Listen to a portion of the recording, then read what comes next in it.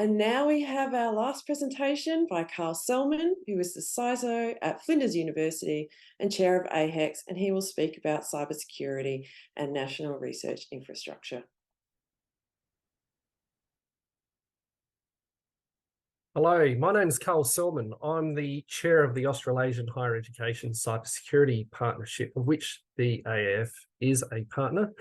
I'm also the Chief Information Security Officer for Flinders University. I've been asked to prepare a presentation today around cybersecurity and more specifically for NRI. And I just wanted to make you aware of what is actually happening and why it's really important. Before I get started, I'd like to formally acknowledge the lands on which I'm presenting to you today, which is that of the Kaurna people on the Adelaide Plains. Yalaka Naglu Kaurna Yatunga Imprinti. So I'd like to thank you for those who've made the time today and would like to get started, as I only have 10 minutes and unfortunately I can't present to you face to face due to other commitments. So I want to get straight to the point. We all know that research, like to have great research, you need actually world-class IT systems through and instrumentation and infrastructure. Diablinger, who was the CEO at the time around 2012, highlighted this as she was the EduCore's CEO, and she really elaborated on the connected, collaborative and accessible nature of what IT can bring to great research. Let's just cut it through. And I'm not sure if you're aware, but cyber activity is definitely on the increase through.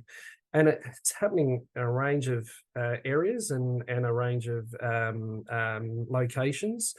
But more importantly, nation states and organised crime has been on the significant increase. And right now, would be I think it's suggested that by 2025, it will be a greater business model and a greater amount of money than what the whole GDP of the US is. So it's a significant industry that's growing. And just to maybe make it more relatable to here in Australia, I'm not sure if you're aware, but the research community is specifically targeted, and that was no more evident than an article that was brought to light in the Australian in 2021, which showcased multiple academic researchers having links to foreign recruitment programs such as the CCP's 1,000 Talents program. That was not the only one. And also, you know, if you have a look at the activities there, the 3-month period between December 2022 and 2023, we're aware of at least 6 Australian universities that fell victim to a variety of either data breach or cybersecurity incidents. Probably the most notable was QUT's, where they fell victim to a ransomware incident, which actually caused significant business disruption.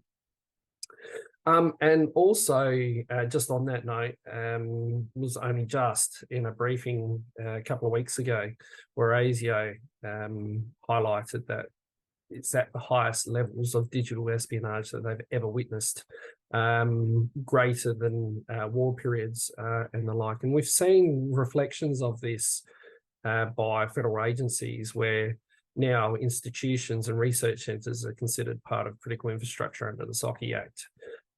Because of the importance of the critical research that is done to the nation's sovereignty. So why specifically NRI? Well, there's a range of reasons here, and I've highlighted 5. The interoperability for collaboration. NRI are designed to be focused around interoperability and collaboration, and allows for a range of intellectual input and outcome use. It's NRI is really, and those that are NCRIS sponsored are those areas that have amplified focus around specific research IP and discipline areas. So again, it's a great thematic focal point for research activities. The connectivity now is definitely expanding the globe as we see more and more Australian researchers with international research programs, and often where they're leading. And similarly, the human capabilities that NRI are breeding is a significant breeding ground for highly skilled, capable, and knowledgeable people in specific thematic areas, and they're usually highly sought after disciplines. And another lens is that balance between security versus business capabilities, and often in a highly competitive world of leading edge capabilities, security play is at the expense of purpose and business function. And rightly or wrongly, NRI and higher education institutions in general, for that matter, can be perceived as easy targets. Ultimately, NRI are a really sweet honeypot that is highly attractive to both nation state actors, but also to organised crime groups there. So again, specific focus by the federal agencies and the Australian public as a whole. Again, why research congregations or research institutes and Australian universities are now on their critical infrastructure and identified as critical infrastructure identities and assets through legislation. But then why trust and identity specifically? Well, look, it really breaks down to approximately 80% of cyber incidents and breaches actually occur through human-based digital decisions. Cybersecurity really isn't an IT problem. It's actually a business problem. And more importantly, it's actually a person problem. I mean, you think how invasive IT is and digital environments. You're using it every day, whether it be for work purpose or for personal purpose. Everyone is using it every day, so it's invasive across. And 80% of them, of incidents, actually are accounted for by decisions that are made by people. Of these 80%, the largest are actually attributable to gaining credentials and trust of digital accounts through phishing, spear phishing, social engineering, a range of activities. But really, the easy entry point is just getting your credentials and gaining the trust of there's the easiest entry point.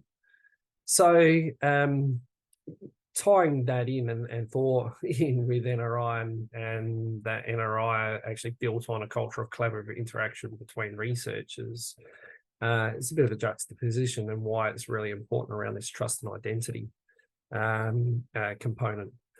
So we really want to create a sustainable trust and identity capability across that are intrinsically secure by design. And hence why AHEX and myself have been a good supporter of the program and that the AF are running around trust and identity, secure trust and identity.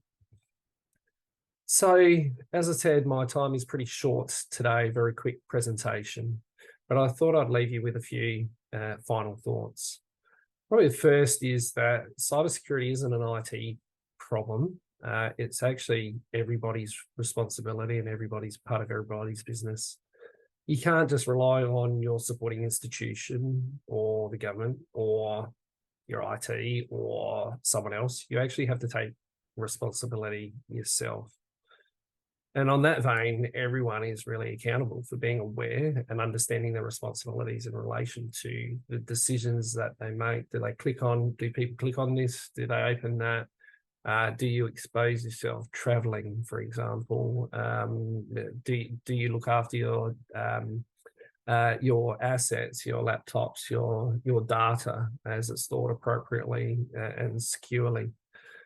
All of these decisions are decisions that you're going to make on a daily basis. Do I use my credentials to connect into cloud services like LinkedIn or Facebook or whatever there is? And also full knowing that those social sites are compromised more regularly than not. I mean, LinkedIn, for example, has been breached 3 times in the last 5 years through. So You've just got to take that and get that understanding. Trust and identity isn't the only area. You need to take responsibility and actually look at what else you should be considering, because after all, it is a business risk but it is a pretty significant one, and hence again why a great advocate for the work that's being done by the AF and leading the charge around secure trust and identity. But ultimately, I suppose I want to leave you with this. Don't be concerned in reaching out. This is a group sport. There's not one person that knows everything or one person that can solve everything. Reach out to your trusted partners, and the AF is definitely one of those. So again, thank you for your time. Short and sharp. I only had a short time to be able to present, but I really appreciate the opportunity to bring to your attention this really important topic. Thank you. And this brings to a close the presentation part of today's session. We'd just like to send a big thanks to everyone who presented today, to our guest speakers,